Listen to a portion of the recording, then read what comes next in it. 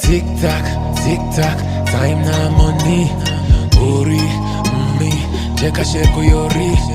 Lick it, come and take me away to the place of my desire. I don't wanna be late.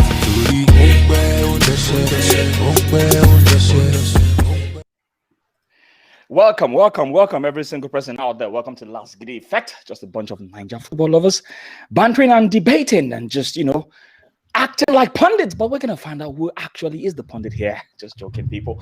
Welcome, every single person. Welcome, Gbemiga. Welcome, Mossyboy. And we have a special guest in the house. Stricto. Yes.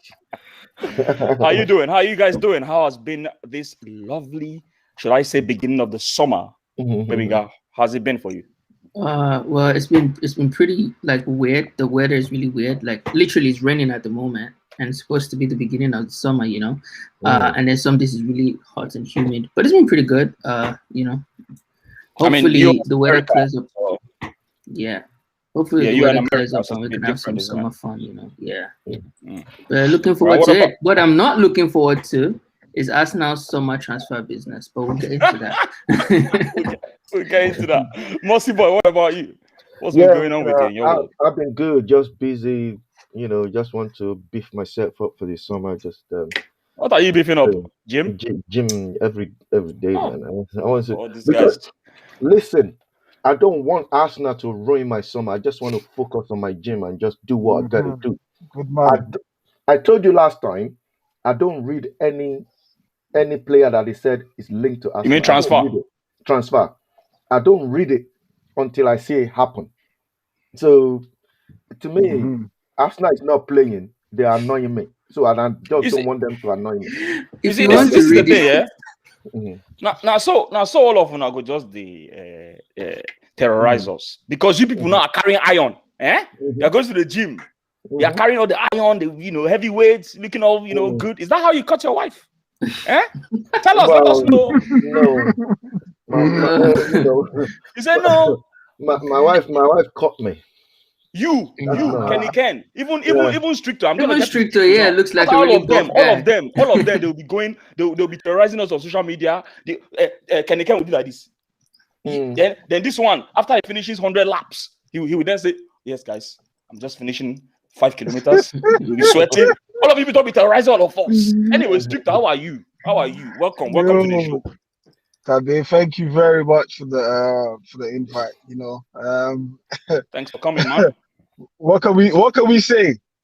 Like Boss is saying there, you have to distract yourself from Arsenal. Whether it's gym, whether it's holiday, whichever way you find, you have to distract yourself from Arsenal. The season was probably one of the worst seasons, And Tade, do you know what? Sorry, just going back into something. I remember one time, it just come to my mind. Me and you were arguing about Xhaka. Yeah? They could not leave Xhaka alone now. Xhaka don't they go Roma now? He don't go Roma. Wait. And they can't wait. How much is Xhaka worth? He was worth 35 when we bought him. How much is he worth today? It's not about what they're selling him. They're selling him for 17 million. That doesn't mean that's what he's worth. That's not what he's worth, man. My friend, listen to me and listen to me carefully. That day I told you that guy is useless, yeah? And I'm even surprised. You say the guy is useless. I'm even surprised that we're even getting as much as 15 million for that guy. Wait. It's 17 million euros. It's 17 million euros. I think it works out to be 12 or 13 million. It's not coincidence. Yeah, it's not coincidence that both clubs have agreed and valued him around that figure.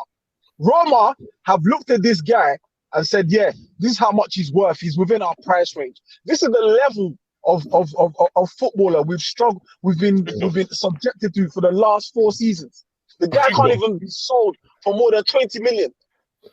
For more than 20 million. It speaks volumes. 4 seasons at Arsenal. And it can't even go for... It's 5 seasons. 5 seasons at Arsenal. Yeah, never played Champions League with Arsenal. Never. Are you gonna blame him? Wait. Stricto. Wait. Let me finish. Oh, yeah, yeah? finish now. Finish before five, you go. Five seasons at Arsenal. Yeah. Last season was his best season, and most of that was played at left back. I don't want to hear about this guy again. How many minutes? How many minutes did he spend? And speak about Granit Xhaka again. Tade, it's fisting between me and you. I'm telling you, Tade, it's fight between me and you. I don't want to hear about this guy. I told you about him, and his transfer value is just about right. It's just about right. That's all I have to say. This show was not supposed to be about Xhaka, but you have to be honest about this. I'm going to add to what makes you think I'm not honest? I'm going to add because that day this guy was arguing with me for about every single time. Listen. Can I speak? Whether you like it or not, right? Whether you like it or not, you cannot deny the fact that Xhaka has been the best out of the bad bunch of players we have. Do you agree with that this season? In that position, do you agree? Yes or no? Has he been the best among the bad bunch? I disagree. No, I'll tell you why I say. Now I'll tell you why I say what I say. Yeah, I'll tell you why I say what I say. Right? You guys are focusing on the wrong thing about Xhaka. You are focusing on his weaknesses and you're not looking at his strengths. When you say this guy is useless, when you make it sound like say the guy is good for nothing. So how can a good for nothing player for the last 7 years of his career been starting in every single team he's been playing? Is that how useless he is? This guy was captain of Mönchengladbach and he got them into Champions League, right? That's how useless he is. He plays under Emre and Wenger. That's how useless he is. He comes under Arteta and he's playing under Arteta as a first team player. That's how useless he is. Now, Jose Mourinho, one of the best managers of all time, wants him. That's how useless Xhaka is. So can you explain to me what these coaches are saying? That simply means, for me, that there are certain good things in this guy that you are not seeing. All these coaches can't just be stupid. He's been under 5 coaches as a first team player. So you're looking at the wrong thing. I get the fact that this guy is not the best thing since sliced bread. Don't get me wrong. I'm not stupid. What I'm saying is we are focusing on just the weaknesses, and that's the painful part. Now the problem with I get it will be that every single thing I will look. Tade, if I can just add something to what Tade just said. So yeah, right off the bat, I would also say, right, I know I don't believe like Xhaka is the solution, right? It's maybe not on the level that we want in this club, right? But I won't repeat anything Tade has said, but just on the transfer value, right? Everybody knows, you have to admit it to yourself at this point, that at the moment, almost every player in Arsenal, maybe except for like Bukayo Saka, right? If you go into the market today, they'll be valued less than they're worth ever. Exactly. Literally, we've been paying players to leave our club. That's the levels that we're at, right? And so that you can't say it affects people, but it doesn't affect Xhaka because that's just Xhaka's level. It has affected Xhaka as well. If you look at the guy's record, just the fact that he's the captain of Switzerland, he is captain Mönchengladbach. He was our captain. Don't forget that. He had a problem with the fans, is why he's no longer captain. And if he didn't tell the fans to fuck off, there's a chance that he might actually still be the captain of this club, right? So I think all those things have also affected his value. I don't think that 17 million euros is Xhaka's value. I'm sorry. I think that as a club, we should be crying that we're losing our player and they're paying peanuts for him. Because that guy has literally, I'm sure if you look at appearances outside of goalkeepers, it's probably one of the highest appearances for us now in the last couple of years. It's not the best. It doesn't have the mobility, but come on, it's been an integral part of our squad. Hang on, Stricto. Sorry. I want to hear Mossyboy's thoughts. And guys, please, this is not what we're talking about today, but it's actually interesting stuff. Yeah, but I want to hear what Mossyboy has to say, Stricto. What do you have to say about it? Because I want to say something. So, okay. First of all, what I want to say is, I don't know whether, Tade, you remember we talked about Xhaka's value, you and I, right? Before. Yes, I remember. And I said that I think it's more than 20. Actually expecting over 20 million. Or that's what I think his value is. Yeah. You're going closer to 30 million that we should be expecting for Xhaka. That's what I think his value is. That's what you think is value. And I said to you that day that we have to be real. We can never, ever get 20 million for Xhaka. That's what I said on that show, because I agree with everything Stricto has said. This guy, the value, because of the level Arsenal is. I told you before that I don't really care how much Arsenal get for him. as long as it just go and get someone that can get us to the next level into Arsenal. That's I said that to you, but thank God it's 2 against 2 in this chat. Stricto was not here. Let me tell you one thing. In Arsenal team at the moment, the player that we can get over 20 million for will be Saka and Emil Smith Rowe. Maybe probably our left back. What's his name? Tierney. Saka is valued at 100 and almost 100 and almost 100 right. and something right now by CIS. Those 3 players will probably get over 20 million. Joe Willock will get over 24. Joe Willock, maybe probably because of what he did at the end of last season. Newcastle, Newcastle, we might probably be looking at 20-25 million if Newcastle won him. Apart from that, tell me which player worth 20 million in Arsenal team. And what you're saying, my bro, most importantly is these players are showing their value every time they play for Arsenal. It's not coincidence that we finished 8th or 9th. It's not coincidence that Saka is worth what he's worth, because he shows his value every time he plays. But unfortunately for Saka, he can't play against the opposition and then play against his teammates, which is what he seems to do most of the week. Granit Xhaka, my annoyance with Granit Xhaka was the fact he played one season where he made seven errors that led to goals. 7 errors that led to goals. Tade, was it up to 7 though? I thought it was actually 4 in a season in the Premier League. Yeah. Oh, I don't think it was up to 7. It was 7 in one season. It was 7. But the fact you're saying 4, Tade, I challenge you today to put your Arsenal jersey on, go play at the Emirates. You probably make 5 yourself. And we have a seasoned professional, captain of Switzerland, making 7 in one season. Okay, another thing I want to say to Stricto is, I know Xhaka is not Kevin De Bruyne level, right? I want to ask now. Look at Kevin De Bruyne. How many mistakes or whoever played that position for Manchester City or Liverpool? How many mistakes did they make that led to go? Bro, you will struggle to find. You will struggle to find that. I think Fernandinho was before he got moved back. I think he was probably the closest in position to Xhaka. And let's not even forget the yellow cards, the penalties, the red cards. Let's this guy, when he first came to Arsenal, I heard he was very his record, his disciplinary record wasn't good. And I said to myself, you know what? That's what we need. We need a player who is a solid in that midfield, who's not afraid to get in. But the player that we got is that's what we had. Is a guy who gives away 2 needless yellow cards. That's what Xhaka does. I think what's happening now is I think it's because Premier League is a bit too fast for him. That's what I think. And we need to just look at the facts that, listen, there are certain places that some players are going to thrive. And for me, I actually see this guy thriving in Inter Milan. This is what I think. I think we're just going to watch that space. But listen, guys, this is not the topic of the day. Let us move away from Xhaka. Sorry, I just had to get that one there because I remember the argument we had. I just had to get that one there. I'm going to put this out here again. Because Xhaka is definitely leaving us now. I don't know who we're going to replace him with.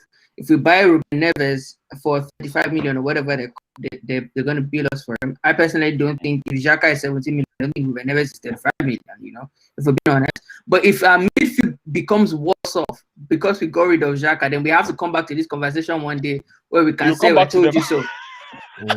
It's fine. Anyway, let's move on. The main topic of the day. I'm not a fan of Ruben Neves anyway. So guys, let's move on. Sorry.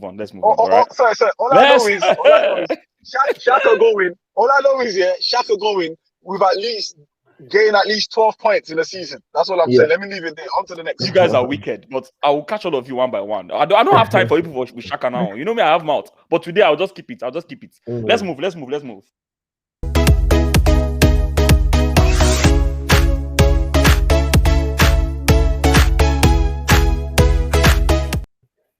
Yes, people, what we want to talk about today really are the reasons why Arsenal is a disaster. We spent the last 40 minutes arguing. We don't argue about Xhaka. This is not what we want to talk about. It's all Stricto's fault. Stricto is you. But because it's your, it's your debut and everything, I'm not gonna get into you. I'm not gonna rip into you. I'm gonna be nice to you. She understand. But anyway, the transfer market disaster in Arsenal. What has been going on? What be the major problem for Arsenal? I beg me, someone tell me, someone enlighten me. Why is Arsenal a disaster in the transfer market? For crying out loud, since 2004, 2005, our transfer policy, the kind of players we get in Arsenal, has been going downhill. What be the main problem for this club? What be the going get problem for this club when it comes to transfer? I'm gonna start with Gbemiga. The guy is speechless. Speechless. Oh, okay, he's on mute. Bro, sorry. I literally like when you like put up the thing, right? I just opened Twitter just to like check what's going on, and I saw that Villa have actually announced Buendia, right? Somewhere in my head, even after I've had all this conversation, I was hoping, that Edu or like Arteta, somebody's gonna pull a sting, surprise, and turn that around. But the man has gone to Villa now. The truth is, and I'm just gonna jump right into it. I blame Arsene Wenger for this. And I know this is probably one of the things that is controversial, right? But I blame Wenger for this. And I'll say why. Are we going back to Wenger? No. I would let him speak. This problem didn't start. This problem didn't start this season. It didn't start with Arteta, right? We need to look back into our history, right? Why I blame Wenger is, you see, when the Kroenkes started their era in this club, the reason why we didn't see how bad things were with Arsenal is because of Arsene Wenger. He covered everything up, He allowed this thing we see with the Kroenkes now that annoy us so much. They don't spend money, they don't do this, they don't invest in the club. It didn't start now. He only became more exposed when Wenger left and Emery took over. And that's when we started to see, oh my God, like we're in trouble. Our club is not competing effectively with the other clubs around them. We're not investing in the club. And the reason why we didn't see it for a very long time is because we had Arsene Wenger who not only did he cover it up, he was able to get results out of that mediocrity. He was able to keep us consistently at a level that seemed acceptable. I also blame Wenger because Wenger was the one who brought down our expectations. Before we settled for being a top 4 club, we were a club that used to compete for the league title on a consistent basis, right? And then we became a team who would just be say, oh, as long as we're in the top 4, we're good. We finished above Tottenham, we finished above Chelsea, we're happy, right? And now we're not even that anymore. We're a club that finishes 8th for 2 seasons consistently, right? But because of the influence that guy had at the club, I think that if he had chosen to challenge the Kroenkes instead of indulging them for all those years, right, maybe something would have changed. Maybe our eyes would have opened earlier. Maybe we would have started these Kroenke out noises 10 years ago. And it won't be now when it seems like, oh, there's been a pandemic, everything is difficult, finances are tight, and it seems like there's nothing we can do about it. This club we can't even compete anymore. It's weird now. Like now, we're still saying when last season ended and we said Arsenal isn't in Europe, everybody's just going, oh yeah, but we're still a big club. We can still attract top players. Apparently, we can't. Literally, so let me ask you a question here. So, in terms of transfer, obviously, you're saying you blame Wenger. Can you tell us why you feel that Wenger should be blamed for the disastrous transfers that we've been having? So, the subject here is transfers. Why is Wenger to blame for how bad and shambolic the transfers have been? Is it that he's because the one handling it and he wasn't handling it well? Is it because he always likes mediocre player, he can't work with big names or whatever? I don't think he couldn't work with big names, right? Because I think Wenger could work with big names. He worked with big names when we were a good team. When we had things. Well, he made them. He made most of them. That's the difference. I mean, that's arguable. Do you understand what I'm saying? Names, right? But Wenger, he started this trend at Arsenal where we buy quote unquote mediocre players and make them.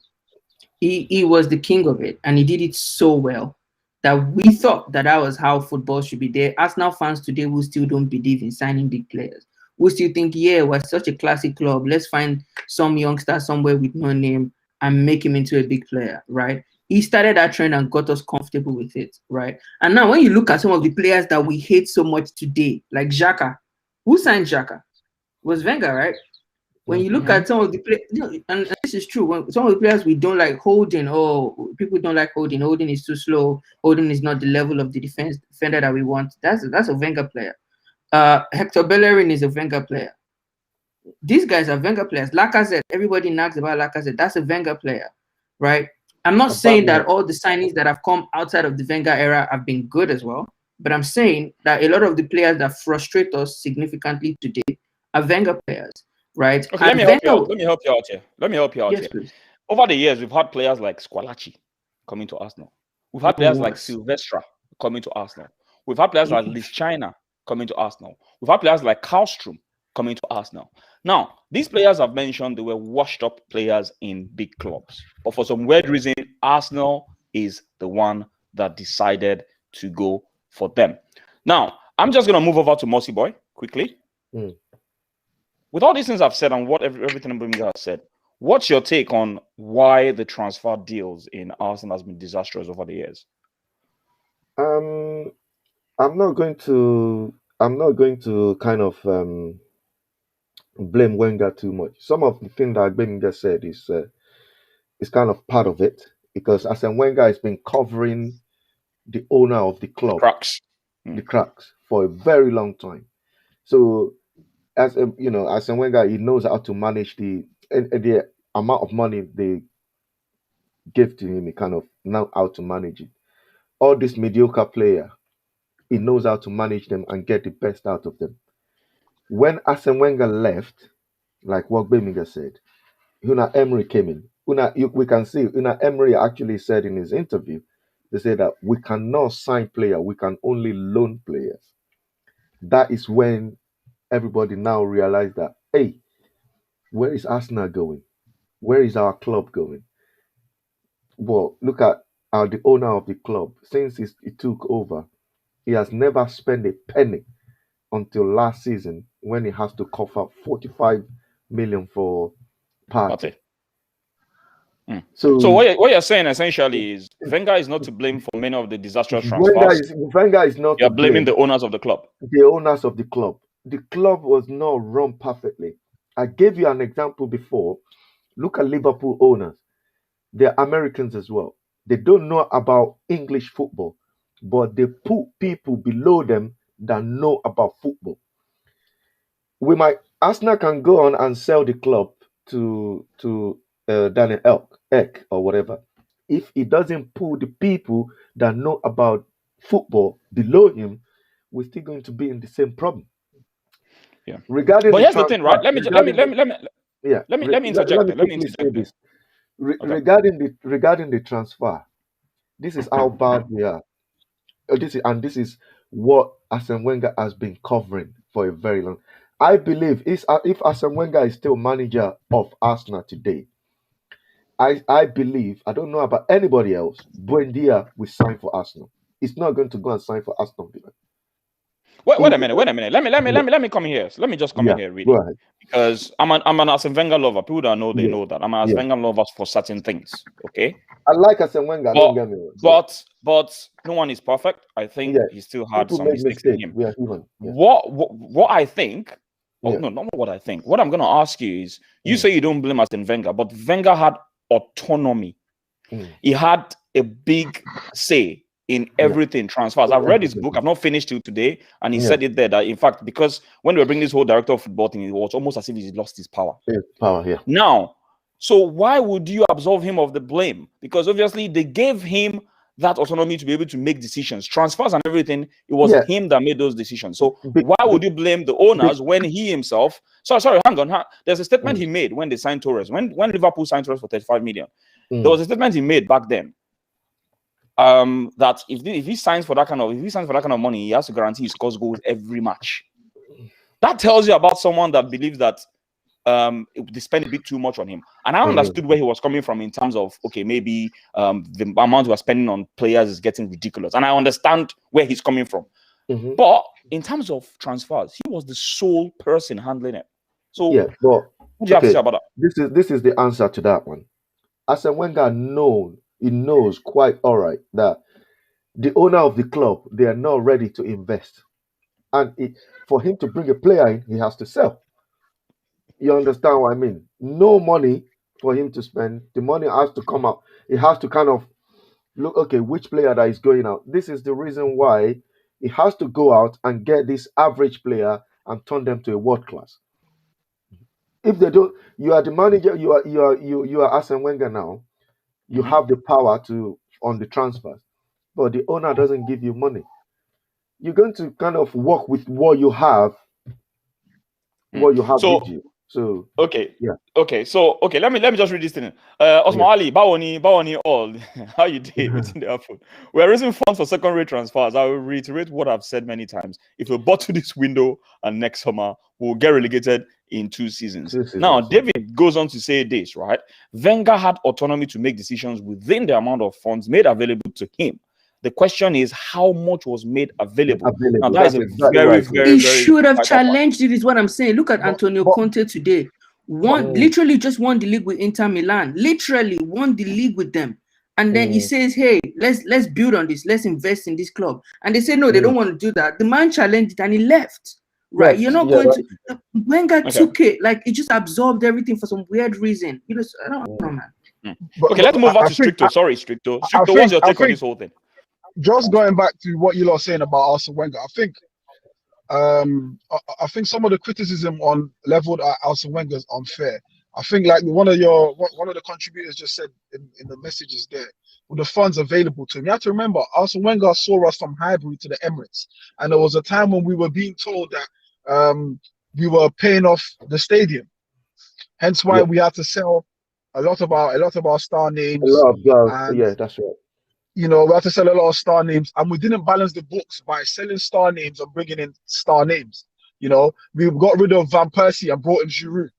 You know, like no one had heard of Giroud was making waves in France, but no one had heard of him in the international scene. He wasn't even as good as Van Persie. He was nowhere near. Listen, and that's what we became accustomed to. For every good player that left, we replaced them with a subpar player.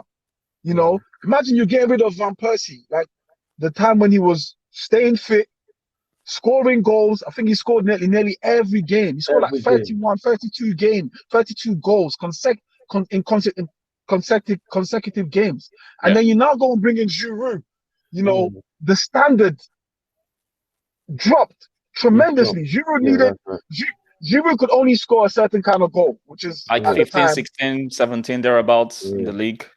And just more like hold up headers and I know what you're saying. Hold up and headers, but Van Persie could do it all. You know, and Van Persie could also have assists. I mean, I don't need to talk too much about Van Persie. We all knew what Van Persie was about. But you have that kind of player, and then you replace him with Giroud, and you kind of think, and then you got to factor in the stadium.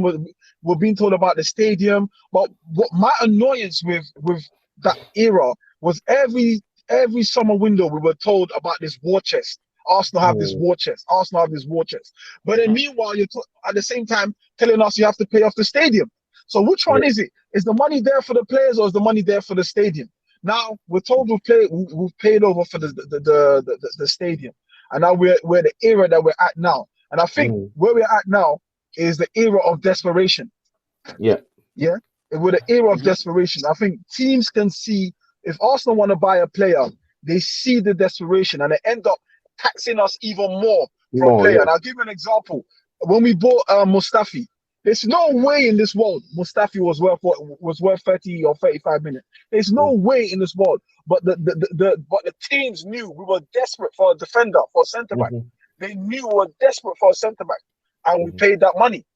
And at the end of the day, a lot of the players we buy don't have sell-on value. So we're not even able to make money from the players that we're buying. So which leads us into debt. So if you think about Liverpool, for example, they were able to sell Coutinho and bring in Alisson and bring in Van Dijk from one sale, or at least use that money to contribute. So it's almost trying to find out which comes first. Is it the transfer policy so bad? And if the transfer policy is so bad, is affecting the players because the players that we're bringing in are so bad because they don't have transfer, they don't have sell-on values, which leaves us in a hole because then we're not able to balance the books. This is what is wrong with Arsenal. We're not able to balance the books. The most expensive player we have sold in recent years is Alex Chamberlain. For 40 million. Think about the players that have come and left Arsenal, and 40 million is for a player who didn't even make an impact, mainly because he was English. Let's be honest. Yeah, mainly because let's be honest. That was a good sell-on value that we got. That was a good sell-on value, but mainly because he was him and Iwobi were 40 actually. English. Him and Iwobi were 40. I think no, Iwobi went for 25. No, it was 40. It was 40. Was it 40? No, yeah, I'm sure. I read 25 somewhere. I read 25 somewhere, but nonetheless, but nonetheless, the point I'm trying to make is we don't sell on players how other teams sell on players. You know, but how can we sell on players when these players are not as good? It's almost like we're expecting to get cash from. It goes back to the transfer policy. We're bringing in the players who are not good. It's only a miracle we're going to sell these players for those routes for the upper 30 and 40 minutes. Only by a miracle or a desperate, an equally desperate team, you know. But there aren't many desperate teams out there. Yeah, and I think timing plays a big role in this as well. There's a right time to move a player on. If you do it at the right time, you get the highest value for it. A good example is Coutinho that you mentioned, right? Since left Liverpool, has not hit the level that we knew Coutinho to be at Liverpool. True, right? I don't know if the new club, or maybe really that was really what the story was going to be, but they sold him at that time, made money, and no regrets. Just last summer, we had the opportunity to sell players. I remember there was interest in Nketiah, there was interest in Maitland-Niles, there was interest in a bunch of our players, and we said no, we're not going to sell them. That's right. Yeah. Even Bellerin that we now desperately want to sell, even Granit Xhaka, who were selling this season, people wanted to buy them last summer, and they were going to pay for them. Right, but we said we weren't going to sell them. Now, if we're going to try to sell Nketiah, if they wanted to buy him at 20 million last summer, we can't get 10. I don't know if we'll get 10 million for him this summer. Same as now. Right? I was actually hang on, Mossyboy. Yeah. Hang on, Mossyboy. I was just going to say something quickly, right? You make a point about selling players, but let's not forget we were the ones complaining. Now we fans, all of us, they complain, say we shouldn't be selling our best players. So what do you think the club was trying to do? They were trying to keep hold of their players. So why would they be selling off players when we said we've been a selling club? These are not our best players. I like Gbemiga said there, yeah. We had times where we had to move players on. You see me, I keep saying this in every interview. I think with Arsenal, I'm past sentiments. I don't have sentiments. Even if we're going to get rid of our best players, I do not have sentiments anymore. For me now, if someone wants to buy a player for what makes sense, sell him. Sell him. I'm not sentimental to a player. Now, selling out Nketiah is not our best player. If West Ham came in for him last season and were willing to pay 15 to 20 million, now West Ham are now in Europe. Do you think they're going to look at Nketiah again? West Ham's eyes as open to the kind of players that will come. We should have got rid of Nketiah then. And then you have Xhaka. These guys convinced this guy to stay. I can't believe it. This guy who the fans, I don't want to go back into the whole Xhaka because we've had this conversation already, but you can see the fans don't. The general consensus of Xhaka is he's divided the fans. If a man can divide the fans, sell him. It's not good. It's not good for the morale of the club. Sell him. You know, we keep holding on to players, and then eventually, when we're ready to sell them, there is no selling value.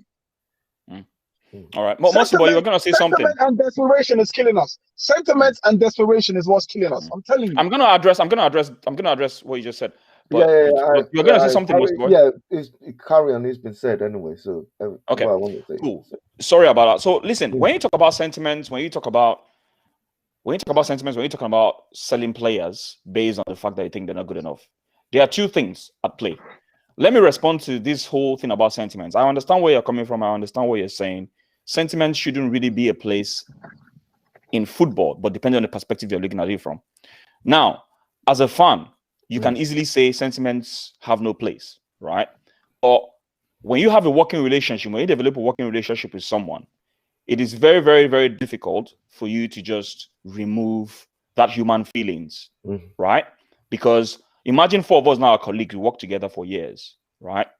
Yes, I can be honest with you to a certain level, but I can't just be too brutal towards you in a sense that I have to consider what you've done for the club. I have to consider what the dressing room looks like with you in it. I need to consider if, for instance, I want to sell you, or I want to be brutal, I want to get rid of you, and how it's going to affect the dressing room. For instance, now look at Ozil. Ozil was a very, very sour pill to swallow, in my opinion, because we all knew he had issues with the club. Now, the working relationship had deteriorated with the likes of Ozil, right? Some fans wanted him to stay. Some fans wanted him gone. I don't know where you guys stand, but that's a different topic. Now, it divides opinion. Eventually, they wanted to get rid of him. My gut feeling is Arteta wanted to keep him, but I think because of the issues he was having with the owners of the club, they had to get rid of him, right? This is my take on it. Now, that's one. Then the second thing is, when you're talking about getting rid of players, you need to understand that everyone's evaluation is different. The way Gbemiga is going to evaluate Xhaka is different from the way Mossyboy is going to evaluate Xhaka. It's different from the way Stricto is going to evaluate Xhaka. It's different from the way everybody's going to evaluate Xhaka. Everyone has different evaluations of what they think is good and what they think is bad. I just came off a stream recently from what's the name, Hybrid Squad, and you could tell that Kevin Campbell, and I've had a conversation with Kevin Campbell outside Emirates. We even had a little bit of argument about Xhaka. And it was after that thing that happened. I think it was that same day. It was that same day that Xhaka threw his jersey. I met Kevin Campbell. We argued about it. Kevin Campbell doesn't like Xhaka. He feels he doesn't rate him at all. Just like Stricto and just like Mossyboy. You guys don't rate him at all. They don't even want to hear anything good that comes out from that guy. Right? Which is fair. Now, his evaluation of that player is he's not good enough. You came here and said he was useless, Stricto. Now, I can come and tell you something different because I evaluate him differently because I'm looking at something different in the guy. It's just like different coaches. Different coaches want different players for certain things. You'll be wondering, why is this? What was Mourinho looking for in Xhaka? But there's something. Mourinho is not stupid. Mourinho is far from stupid. Do you understand what I'm saying? He's far from stupid because we know how good he is. We know he's won everything in football. So what I'm trying to say in essence is everyone's valuation is different. So when you guys are now attacking the club and saying they should get rid of this player, it's possible that their evaluation is what should be questioned here. I'm not saying that they should just get rid of a player. What you should be questioning is, why do they want to keep this player? Do they think this player is good enough in the kind of player profile that they're looking for in the club or not?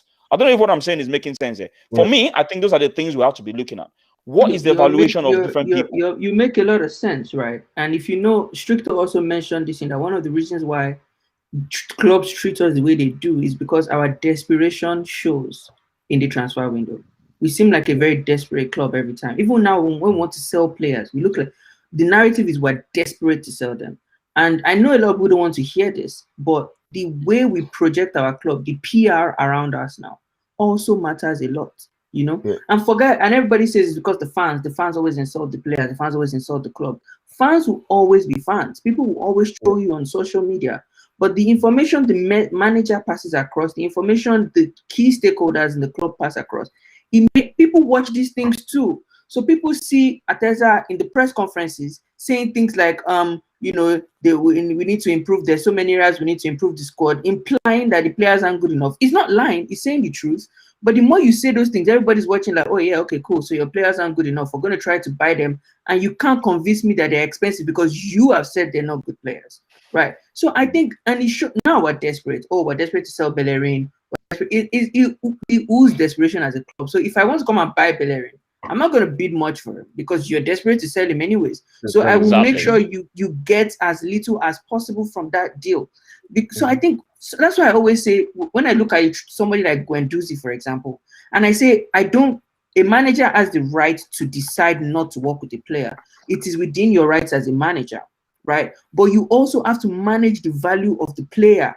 If you don't manage the value of the player, even if you don't want him, people will yank him off from you for peanuts because you've not managed his value properly. If you want, whether you like him or not, he was one of the highest rated youngsters in football at some point. He was a nominee for European Golden Boy, right? It doesn't matter whether you like him or not, but these things are facts. And if you wanted to sell him at that time, you wouldn't have sold him for 15 million. Now, if you want to sell Guendouzi, I don't know, like they will even ask you for change. You know, if you say, so you make very good points. And in the interest of time, we'll have to move to the next we have to move to the next topic we want to talk about. To be honest, they all tie in. So some of the things you want to say now, you might probably still want to say them in the next topic, really. So let's just get into it straight.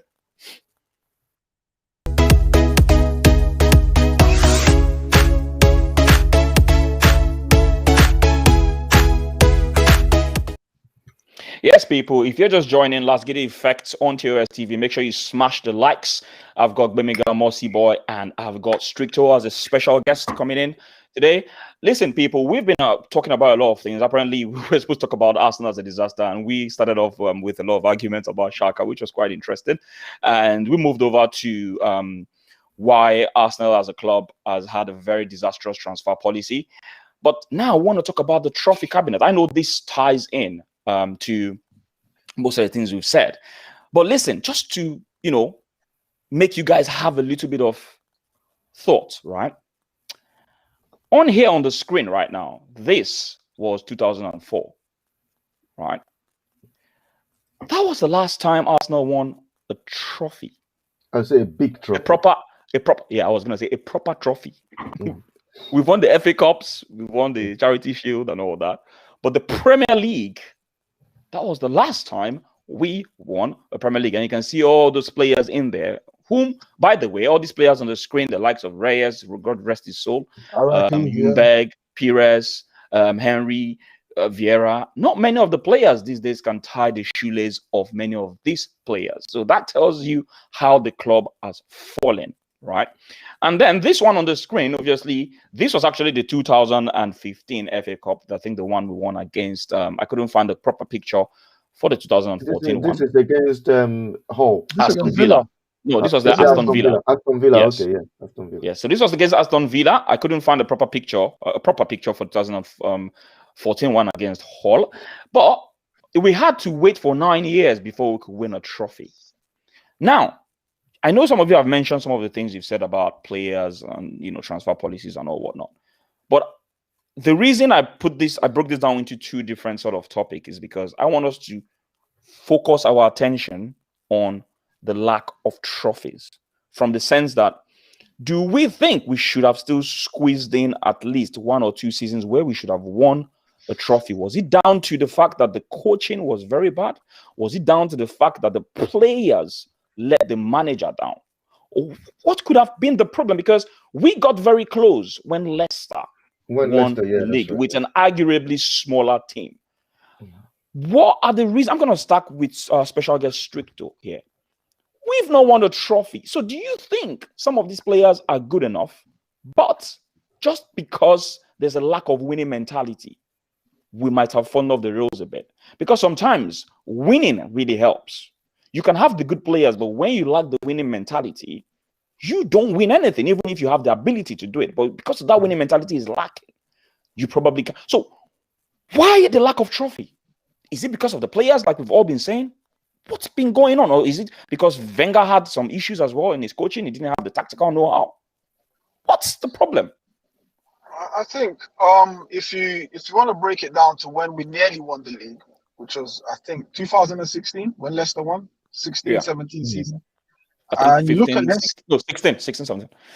16-17, yeah. So you look at Leicester's squad, and at the time, no one had heard of Mahrez, no one had heard of Kante, Drinkwater, Vardy, and you could look in the Arsenal team or the Arsenal squad then, and you can bring players that will blow out those Leicester team. Obviously, today is a different day because we do know these players, and we know these players will walk into the Arsenal team easily. And just to buttress your point, and that season Leicester won it. It's only Arsenal that beat Leicester home and away that season. Home and away. That's right. That's right. We battered them away.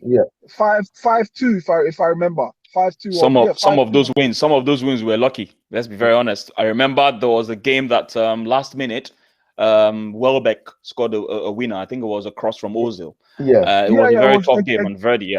Anyway, go on. No, but you can call it. I mean, you can call it. I'm just saying, don't mind me. But at the end of the day, 3 points is 3 points. 3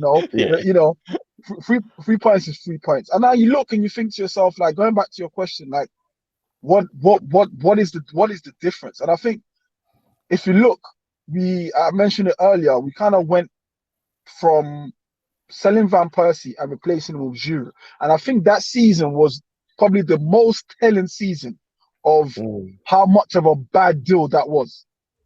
That season, I think we had everything. Defensively, we were okay. In the middle was okay, but Giroud was not converting his chances. Let's be real. And I think that was what finished us. And if you go back to Leicester, Leicester had Vardy, who was hungry. I think he's the first player to have scored 7 consecutive. 11. I think no. 11. He overtook Van Nistelrooy. Van Nistelrooy had the record, and he overtook Van Nistelrooy. I think 11 or so, or 12. Right. He broke Van Nistelrooy's record. Yeah. Right, but the aim, the point I'm even trying to make is that season, whoever would have won that league that season would have won it purely based on their striker, on their front man. Leicester had Vardy on fire. We had Giroud, who couldn't put out fire if he lived near an ocean. That was a difference. I'm sorry, that was funny. that was for me. It got to a point where did we end up? We finished second, didn't we? We finished second. 11 points difference between us and them. It got to a point we stopped competing. It got to a point where we stopped. It got to a point where we stopped competing. Is that not the same season we have Sanogo as a second striker on the bench? Was Sanogo the second striker that season? I don't remember. No. Sanogo had left. I don't remember if that was it, but I remember that season. Sanogo had left. In December, we were supposed to take over the league and be getting in first position, and we played Southampton and they beat us 4-0. Remember that time Southampton used to just blast us 4-0 consecutively. It was the worst times. I can't even. I said Mary's. At Mary's. I said no. It was Danny Welbeck was a striker. I think of my memory. I think he was either the second striker. Giroud was our main central figure. Yeah. I don't remember us having pace up front, but there was a time when Giroud was getting like 7 chances and he would only score 1. And you think to yourself, what happens if he's only got 6 chances in a game? And ultimately, bro, that's what. It's interesting you say that, because Giroud for me is better. I prefer Giroud as an impact player because he's shown how good he is as an impact player, and he has the area ability. He has his strengths. There's no doubt. But he was just that man we needed as a squad. I think we needed him as a squad because you will get double figures from him every season. There is no doubt.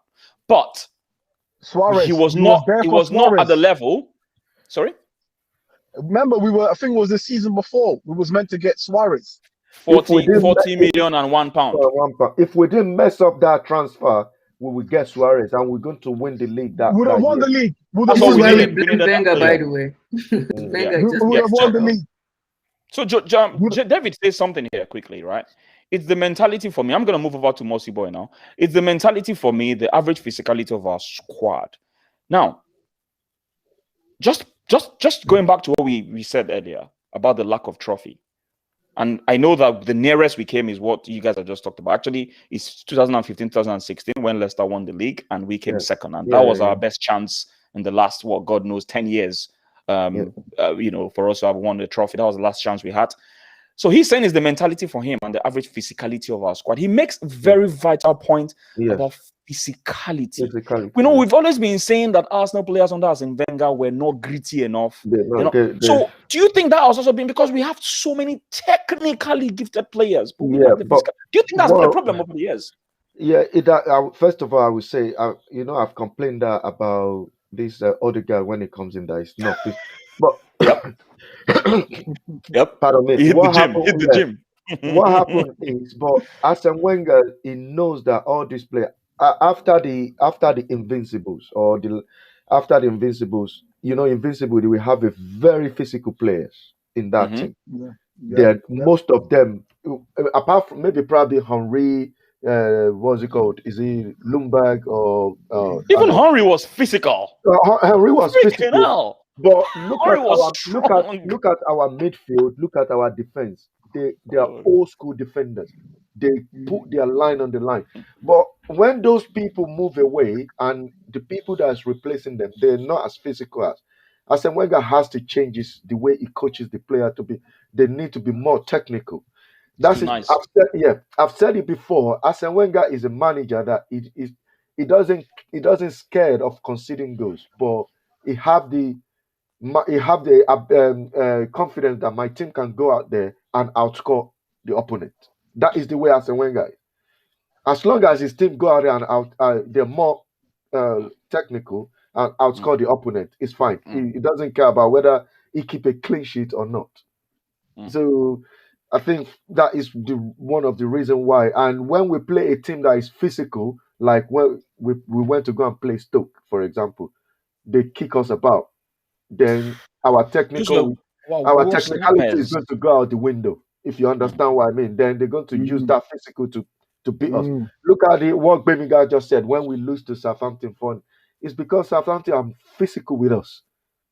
They are really physical with us, and all teams in the Premier League know that Arsenal, they are not physical. Just go hard on them. I think this is the reason why Arsene Wenger didn't like Sam Allardyce. He didn't like that guy for anything because they were always going to get stuck in. They were always going to play dirty. They were always going to get in our faces. Even Stoke City, the likes of Roy Delap. Roy Delap knew. Roy Delap, all his throw-ins almost finished us every time he threw. Look at his throwing. It's like every a cross. single time. Yeah. And they knew that we're not physical. This is but that's also says something about Arsene Wenger himself. I used to say this a lot, right? That I don't know what they're teaching our youngsters in the academy, but if you look at all of the I've only seen one academy player in recent times. Some guy called McGuinness. I don't know if you know him. He's a defender. He's really tall. I remember that guy. Really physical. Really tall. When you see it, I'm like, wow, I can't believe this guy is actually in the Arsenal academy, because all the players I see that come out of our academy, they're just like thin and when they're on the pitch, they get easily bullied. Easily. Right? Bukayo Saka, I keep saying, is an exception. It's just one of those players that they're just above the curve, right? But all our academy youngsters were just somehow. And so when we brought in Guendouzi, for example, and Guendouzi, even though it was told, but he had that brutality to him, and you could see, why is this guy so different from the rest of our academy? Wait, hang on a minute. I'm not a fan of Guendouzi. I know you don't like Guendouzi, but Guendouzi. And I'll tell you why. Guendouzi has passion. He has the raw edge, but physically, this guy doesn't jump for freaking headers. He tries to put it. No, I'm not even lying.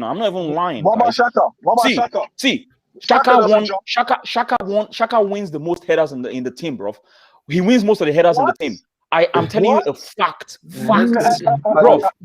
Go and check it. Where do you want to put that guy doesn't shop? Holding Shaka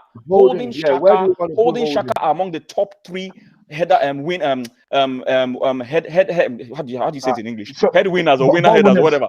But trust me, I am so sure. You want to bet on it? How much you want to bet? You get 100 cards. You get 100 cards. Go bet 100 cards now, because I'm gonna check the Premier League website and get back to you guys now. This season, Shaka won the most tackles, and he's among the people that wins the most headers. You're talking about, I know what I'm saying. You're talking about headers. That's what I'm talking about. I'm betting on the headers. Guendouzi, and I don't understand some Arsenal fans. Guendouzi does not win headers. You see a player like Guendouzi, who's a ball carrier. The boy carries the ball. The boy is fooled. No. You are being fooled by that guy's hair. That guy makes him look busy. His hair makes him look busy. Let me tell you something about this guy. This guy he has passion. He went to Old Trafford and busted at Old Trafford. You're looking at one or two games. No, wait. I can't even tell you one game of Granit Xhaka. I can't tell you one fucking game of Granit Xhaka. Against Top 16, are you freaking kidding tell you one fucking game. Are you freaking kidding me right now? Tell me one Granit Xhaka game. The game against Chelsea. The game against Chelsea. What did he do against Chelsea? What did he do against Chelsea? Now we won 3-1. What did he do? He scored. He didn't bust the game. He didn't bust the game. He scored, but he didn't bust the game. The game I don't want to shout because of my neighbors. I don't want to shout because of my neighbors. Wait. The game against Tottenham. Guendouzi, the boy is 18, 19 years old. In North London derby, carrying us. I can't tell you one game Shaka's ever done that. And you have the nerve to say you asked me a question. Don't be fooled by the passion. There's a difference between passion and actually doing the job. There's a difference. You need to understand. There's a difference between passion and doing the job. Passion is the minimum requirement. Guendouzi was the reason I made Kenya headlines. Guendouzi, listen. He's 19-year-old. I don't care about his He's age. 19 years old. I don't care about his age. What I care about is results. Guendouzi was the reason I made the headlines in Kenya, and it was for the bad reasons. He was among the people that actually cost us against Southampton 2-2. Go and watch that game again. I made the headlines because I had to go at Guendouzi because of his stupid positioning. This is the problem I have with He's 19 years old, but it's valid though. His age is valid. I don't care about the age. But his age is valid, right? You will make excuses for Bukayo Saka and Smith Rowe because they're young. Why would you make such Excuse me. Why is your excuse for Granit Xhaka at his age making so many mistakes? One that even cost us a Champions League spot. What is your excuse there? Stricto. What this conversation is about is zeros and ones, absolute values. Did he do it or did he not do it? Let's put age out of the question now. I don't care about age right now. You have to factor in experience as well. No. What I care about. What I care about is results. If I go across the road and I get hit, and then a child crosses the road and gets hit, people are gonna say, "Oh, it's a child. The child's not looking." But as a grown man, what's my excuse? Experience plays a big part. Did you get hit by a car once? Of course. No, but Tade, you have to consider experience. You can't always say age doesn't matter. It matters, man. Like no, it does. No, don't get me wrong. And don't forget it was his first season in the Premier League as well. Listen, hear my argument here. Hear my argument, guys. Hear my argument. I'm not saying age doesn't matter, depending on the argument I'm bringing across. Listen. No, it depends on the argument. All right? It depends on the argument. It depends on if I'm arguing based on zeros and ones. If I'm talking zeros and ones, I don't care about age. Understand this. No, understand this. What I'm look at your language. Look at speaking language. What I'm saying. What I'm simply saying, in effect, is I'm asking about whether he did the right thing or he didn't do the right thing. That's all I care about now. Now, if you want to ask me, why do you think the guy didn't do very well in that particular game? I would say maybe the age factor comes into play here. Maybe that's the reason. Now, that's me making excuses for him. But the question is, did he mess up? Yes, he messed up. In that game against Southampton, I would never understand where I'm coming from here. It depends on what we're talking about. If you want to ask the question, why do you think Guendouzi messed up? I will come and start saying, yeah, maybe age, experience, and all that. That's fine. But the question is, did he mess up? Him and Torreira were culpable for the second goal we considered against Southampton. I will never in my life forget that game. And that's the reason I had to go at him. And not just that game. I've had to go at him on several games where I saw, even against Man City, right? I saw a lot of inexperience from Guendouzi, which really shows that this guy is not ripe. He's not fully ripe. And because of all these issues, this guy should be holding a place in Hertha Berlin. He's having issues right now, even there. So the point I'm making is, did he or did he not make the mistakes I talked about in my interviews? He did make the mistakes. Why did he make those mistakes? Maybe I can bring age into the factor. But that's not my concern right now. What this argument is about is he there yet? No, he's not there yet. He's not. But what about Xhaka that is there already? Listen, Xhaka, I have never come out to tell you that Xhaka is the best thing since sliced bread. I've always been balanced about him. And no. In case you guys are just joining, go back to the beginning of this video. But every time we talked about Xhaka, or every time we talked about Atata, I keep saying it, you always come out defending them. No, I don't defend them. That is the way you come across. No, that's not how I come across. That is how you choose. That is how you choose to see it. We've talked about that's how you choose to see it. Because I like to be balanced. Today, but you the way you come across today, the way I see, I don't know the way Stricto and Gbemiga see, the way I see, the way you talk to us about Xhaka today, you're defending him. That is the way I see. That's not defending. No. I spent almost 2 hours with this guy in box arguing about Xhaka, and I told him what is true. I told him, for 35 million pounds that we spent, and then we spent 7 million on El Neni. Xhaka is not better than El Neni. And I'm not saying he's not putting El Neni to shame. He's not putting El Neni to shame. El Neni has come in. This is El Neni's most prolific season. This is the season where El Neni's played more games for Arsenal than he's ever played, and he's outshone Xhaka. He scores goals. Can I address this? Because I think this is this is a misrepresentation of my motives, a representation of my arguments, and it's also a misunderstanding. It's also a misunderstanding of my points. And this is why myself and Mossyboy, we'd always enter one trouser every time. We'd always fight on top of this matter because for me, he misrepresents where I'm coming from. Now, you need to understand that I'm a very balanced person. I don't go on the extreme to criticize a player, even if there is a good there. I don't do that. When we talked about Xhaka at the beginning, I gave very, very, very balanced views. And I said he's the best out of the worst pack. Now, in English language, that simply means he's not the best thing that we need in the club. But is he the best among the worst pack this season? Yes. And I've also said on several streams that you've been on Mossyboy, which is what I'm shocked at why you are saying that I'm defending Xhaka. I've said this several times, even in the transfer windows and transfer streams I do. I've said if I have a better player than Xhaka, I will take him and have Xhaka in the squad as a squad player. Have I not said that several times? But no, what you focus on is when I talk about the good things about Xhaka, you forget about the bad things I say about Xhaka. That's what they call balanced opinion. But you want me, excuse me, let me finish. You want me to jump on the bandwagon that will criticize and curse and say players are useless. I'm never going to do that because that's not how I am. That's not how I will ever be. I am a very balanced person. If a player does well, say he does well. If he does bad, say he does bad. Don't just focus on the bad things. And that's the one I can't take. That's the reason we argue. Because you want me to be extreme about my criticism. That's not critiquing for me. Critiquing needs to be balanced. That's my take on it. I don't know what Gbemiga thinks about this. Well, to be honest, right, I think I always say this highlights, where we are as a club, right? I remember I was reading about the history of the club recently, and that thing on the crest, Concordia, something, right? That is victory through harmony. But we're so divided now, and it's because of where these people have dragged us into. We can't even agree about any single player or any single fact about our club. The opinions are so widely divided, right? And Tade, to be honest, I know that you try to keep a balanced view, and I understand what you say about Xhaka. You've always said it that you don't think Xhaka is, the best thing since sliced bread. So why is Mossyboy then saying what he's saying then? The best of, he's not on the same streams with you.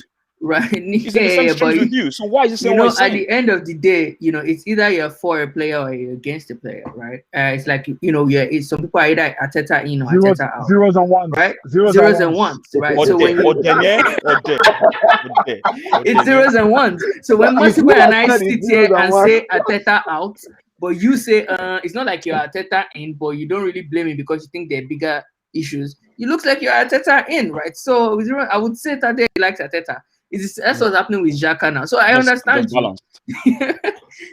I understand you. But anyway, let's take some comments, guys. It's 1 hour. We're 1 hour in, and we need to try and why is it that people keep joining more when we're ending? Anyway, you know what, Osman Ali, Tade, modern players lack that same innate motivation as their predecessors, as they earn millions as teams. No incentive. The owners now set the tone for the club.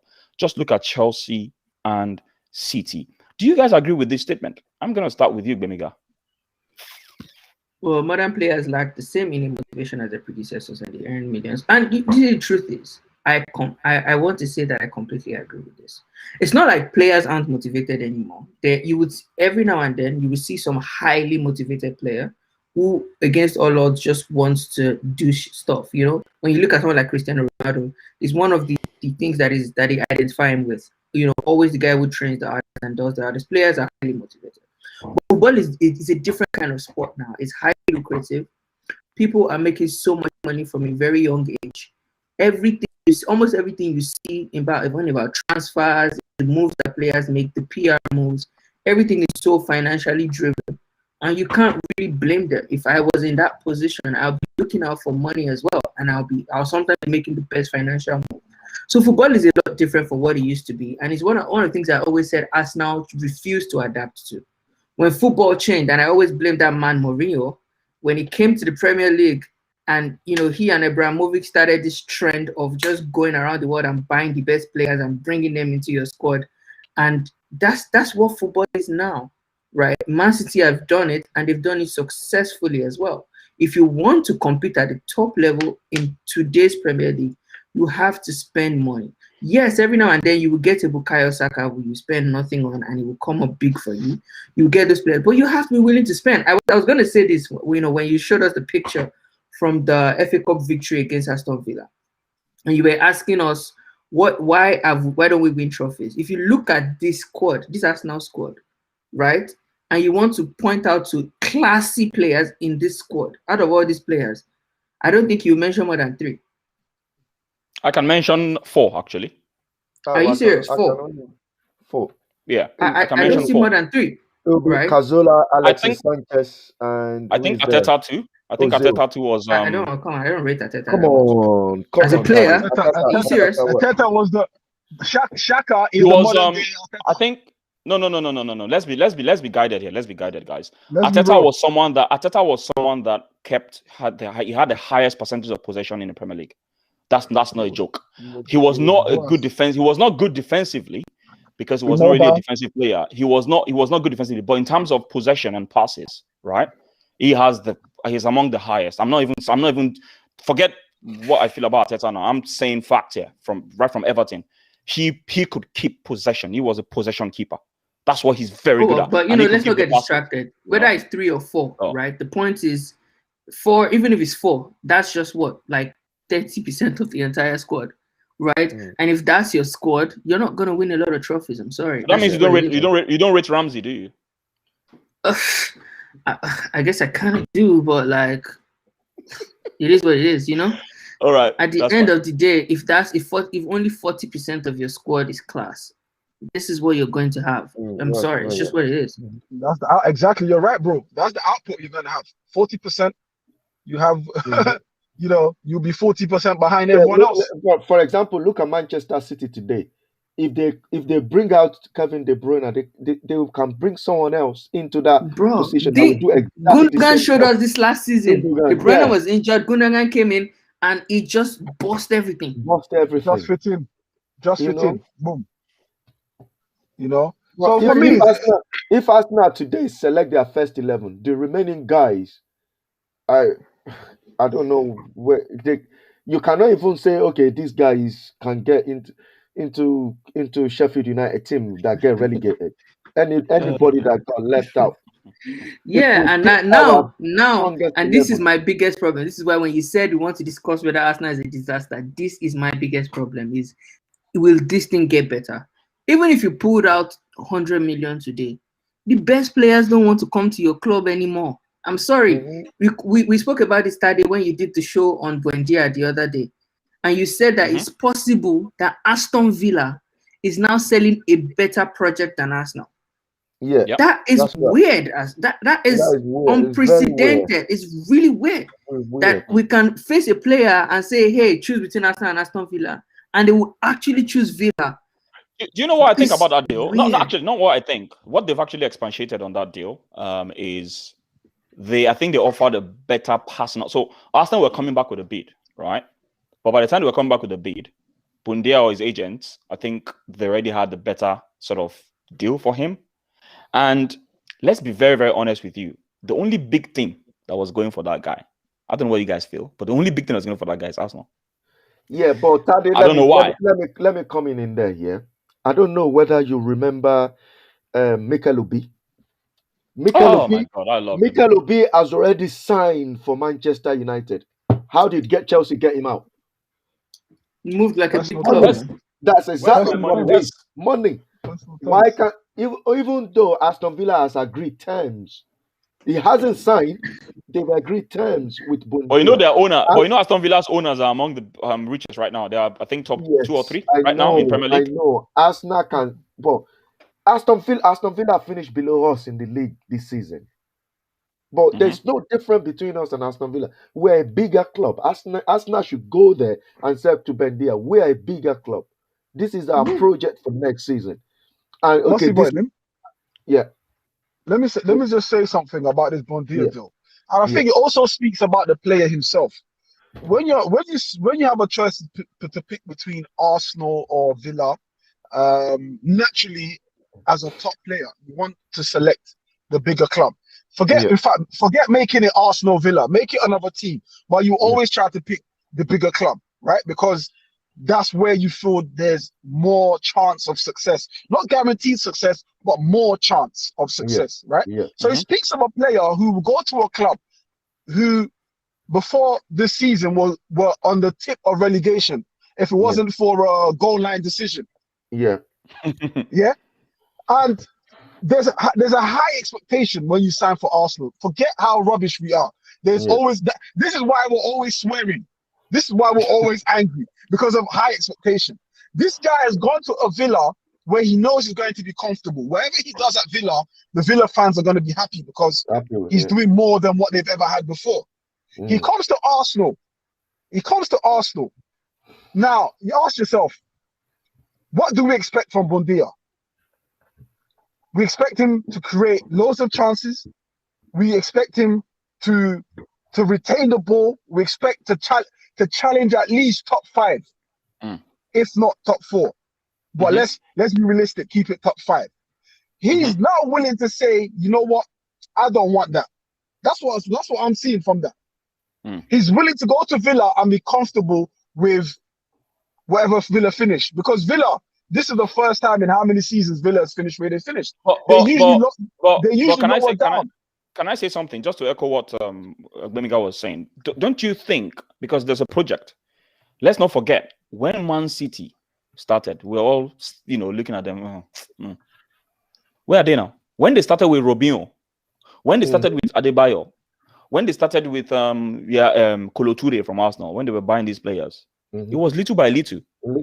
So don't you think that the project, what they're actually telling these guys, and they've shown them, like, guys, this is our potential we're trying to achieve. Don't you think? Let me just say this. Don't you think that can actually influence the player's decision if Arsenal is not selling that project?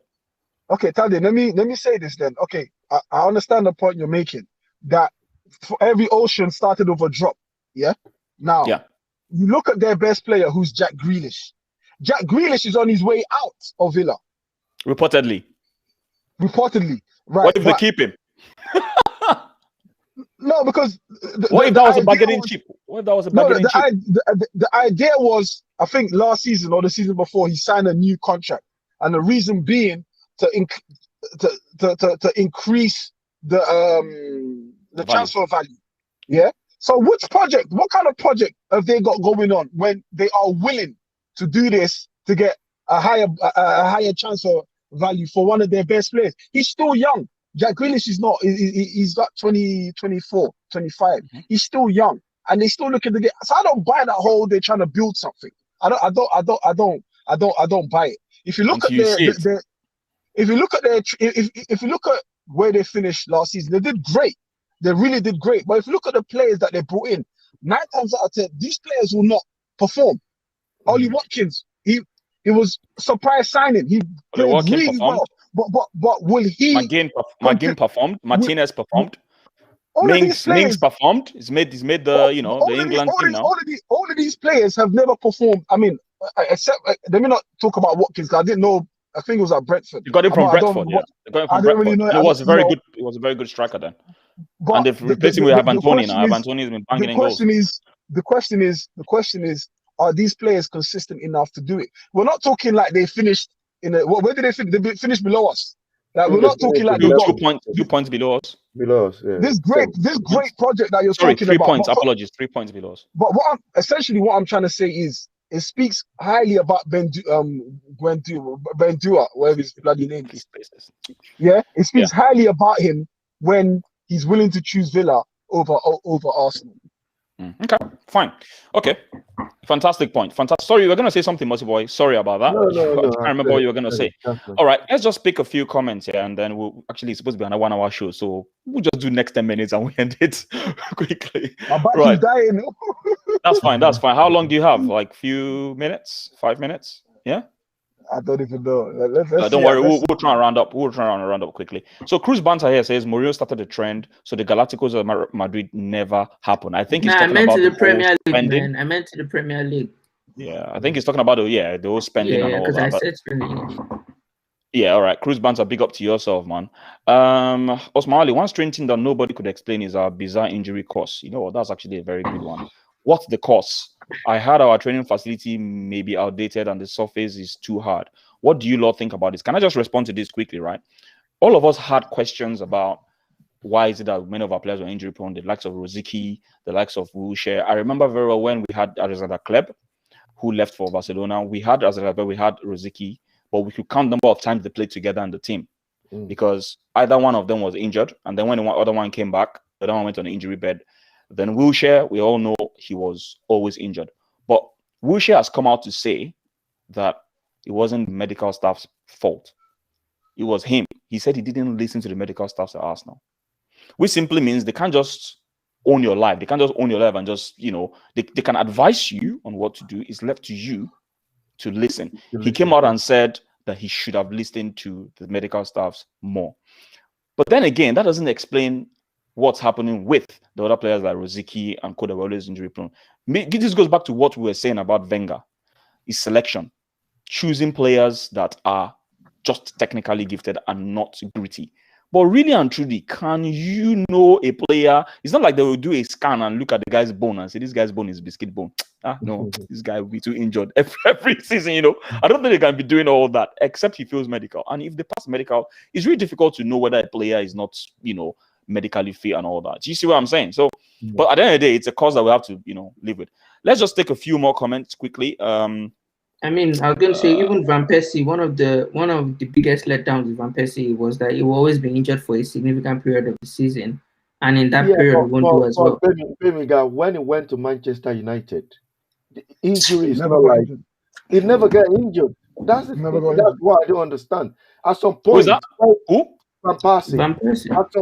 At some point, when Van Persie wants to play for Arsenal, they have to wrap the two thighs for him not to get injured in the game.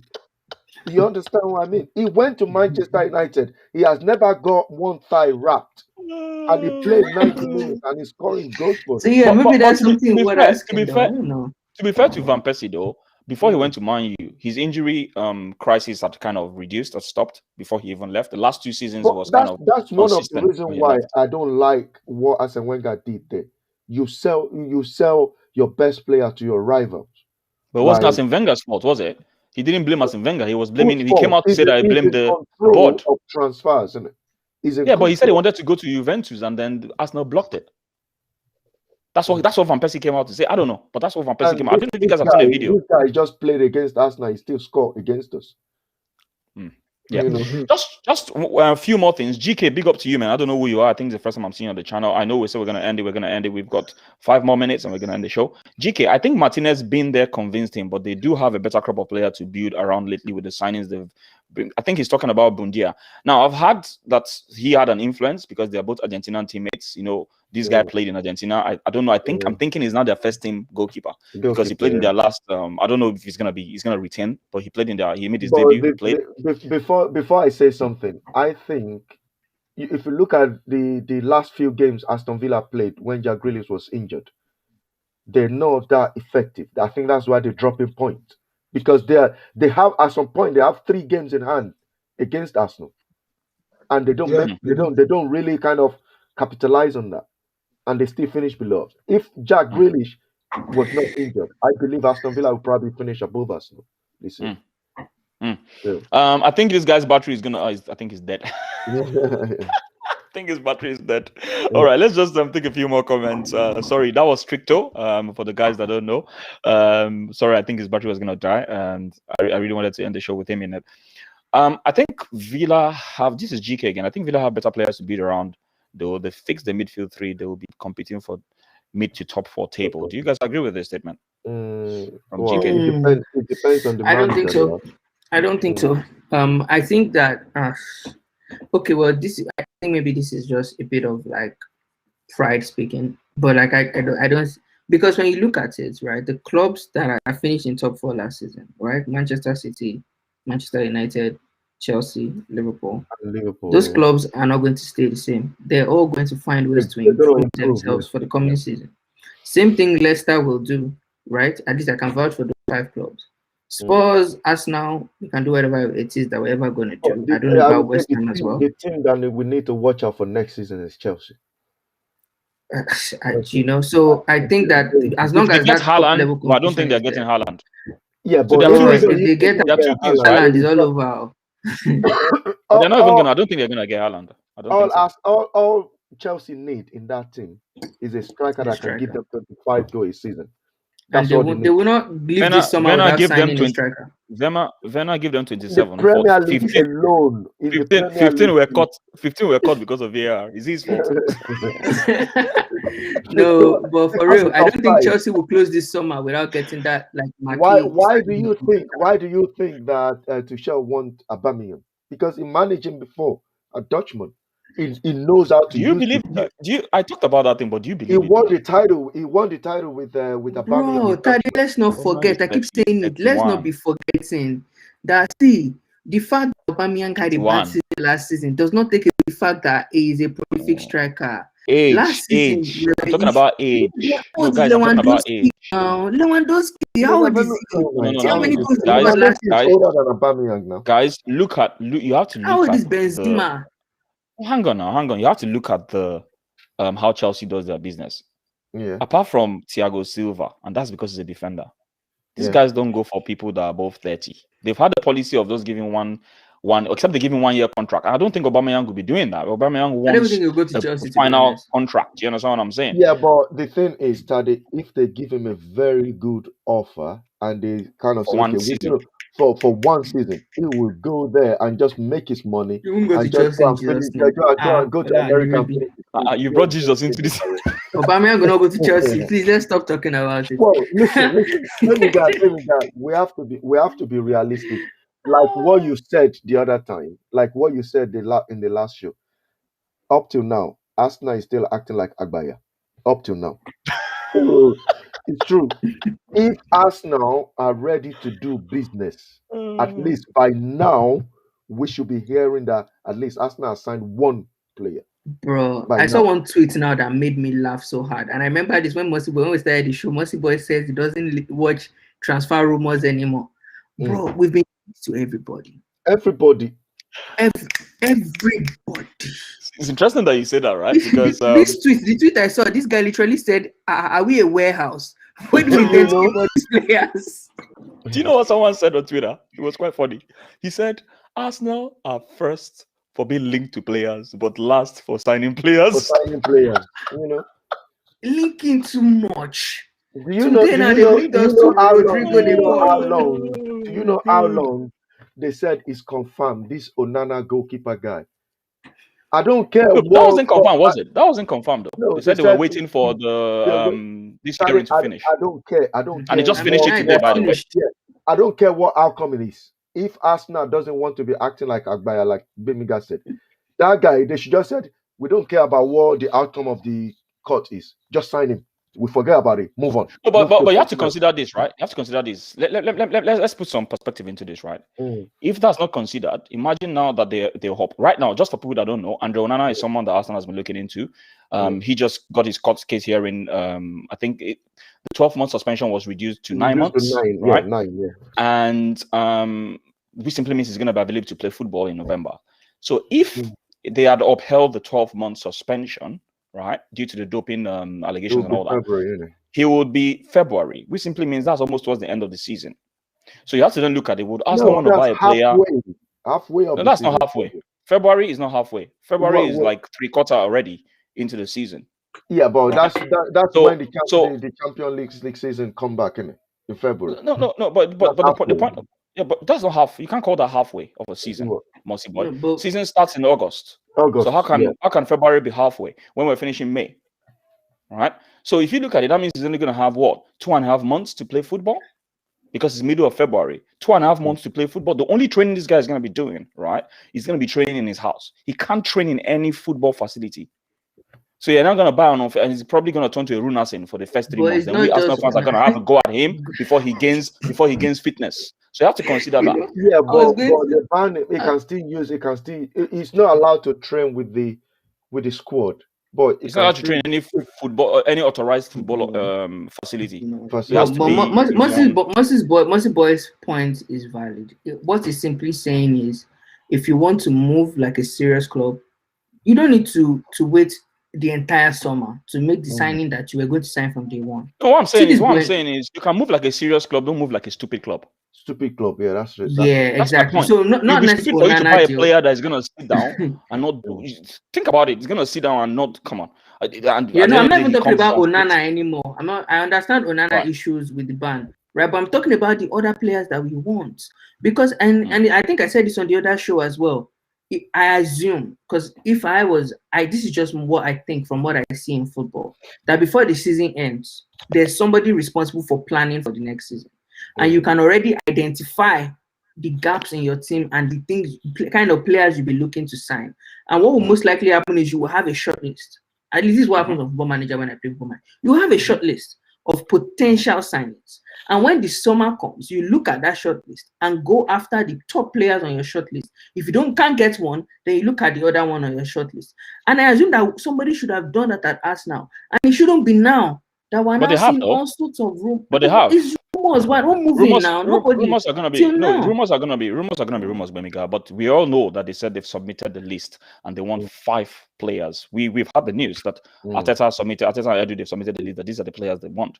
Rumors are always gonna be rumors, whether you like it or not. You can't control rumors. There are vultures out there, there are journalists, they want to make money, and the truth about the matter is some of these rumors come from the fact that the whole world knows there's certain positions that we need players, and because of that, there's going to be linkage. For instance, now defensive midfield position, we know we need the player, we know if Xhaka is going. Someone like someone called Guedo Rodriguez that I just found out recently, he's been linked, and I talked about him on my show. Guedo Rodriguez apparently he plays for Real Betis, and he's a defensive midfielder that won the best defensive midfielder. Thierry Henry said Arteta should go and get. I don't know if Thierry Henry talked about him. I've not seen it, but I saw one tweet. Is a Twitter or on Instagram that Thierry Henry urged Arteta to go and get. I can't remember. I think he played for Anderlecht. I'm not sure. So that's Lokongo. That's Lokonga. Lokonga. That's Lokonga or Lokonga. Is it Lokonga? I think Lokonga or Lokonga. That sounds like a Nigerian name. Now, that guy is different from. But the point is, we've been linked to so many Ruben Neves, Guedo Rodriguez, Lokongo, because we know we're looking for players in that today. Showing Udinese. I don't even know that one. Exactly. So there's always going to be that linkage, right? But there could be a truth in it, because that simply tells you, if say for instance now, you have scouts, you have people that are looking for players, they're always going to have conversations with people, and it's going to link, because they're considering players. But the question now is, when we do the business, what do we really do? Listen, people, I know we need to end. We've been saying we need to end, and we really need to come to the end of the show. Egma Alexandra says he doesn't realize he's Nigerian. I think he's talking about Egma Alexandra Gomez. Good to see you, boss. Big up to you, man. Big up to you. Big up to you.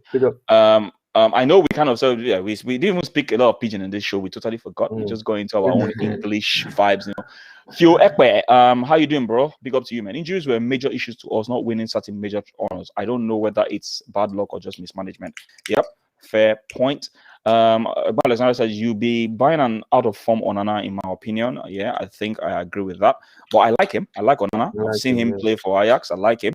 So maybe if they want to buy him, and then with the condition that they will start paying him when he comes, then I can understand that. Not paying him before he comes. I hope that we are able to do these kinds of deals, though, because they do these kind of things on the normal deal. Our own deals, when you hear them, you can't feel bad. Say, would they negotiate for this club? I don't know, Shao. As now, they don't suck your blood, Abby. As in too much. They say they won't keep us in. Gunners Dad says, but Arsenal are not proactive as a club. We are reactive. I think that's something that almost everybody kind of agrees with, really, over the years. But listen, at the end of the day, as Arsenal fans, all we can do is hope that everything gets better. Last words, people. Last words. I'm going to start with you. Any last words, Mossyboy?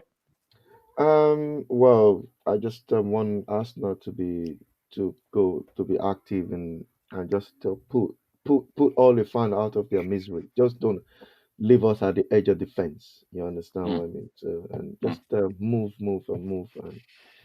And now Euro is starting tomorrow. People and no country will want their player to be distracted.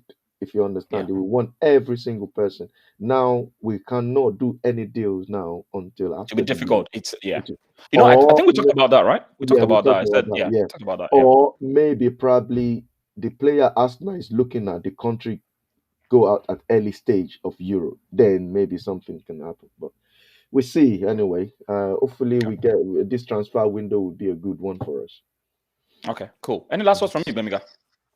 Well, I mean, for me, it's simply this. This coming season, right, is the break that many Arsenal fans or many Arsenal lovers have been quote and unquote hoping for. A season where we can focus on rebuilding our same, fine, there's no European football. We can focus on starting from scratch, get rid of as many players as we want to get rid of and build for the future. We must not bottle this season. Yeah. If we bottle this season, then it's all over, my brothers. Let's just hope that we do the right thing. Okay. All right, man. Listen, people. Thanks a lot, Mossyboy. Thanks a lot, Gbemiga. We had a special guest. Unfortunately, his battery died. I don't understand the kind of phone the guy was using, but his name is Stricto. I'm sure you all know Stricto from AFTV. Big up to you, Stricto, if you're still watching this. We'll probably try and reach out to him to apologize. We didn't finish the show while he was on here. But his battery died. I don't know. Maybe the phone was a bit tired of the show. I don't know. But listen, big up to yourself. Big up to everyone. Please and please and please smash the likes. Please, send your comments. Tell me what you feel about the video, how we can improve this show. This show is the Lasgidi Effect. We do it every Thursday, sometimes 8 o'clock, sometimes 8:30. Probably going to be 8:30 moving forward, but we'll have to make that decision afterwards. But please make sure you smash the likes because it helps promote the video. And make sure you always put in your comments and your suggestions. I'm always going to be looking forward to talking to you guys every week. From me here, it's the boy, Blood Pundit. Lovers be lovers, haters will be haters. And we are out of here. Talk to you guys later. Cheers. Peace. Tick tock, time na money. Ori, me, check a shake yori. Lick it, come and take me away to the place of my desire. I don't wanna be there.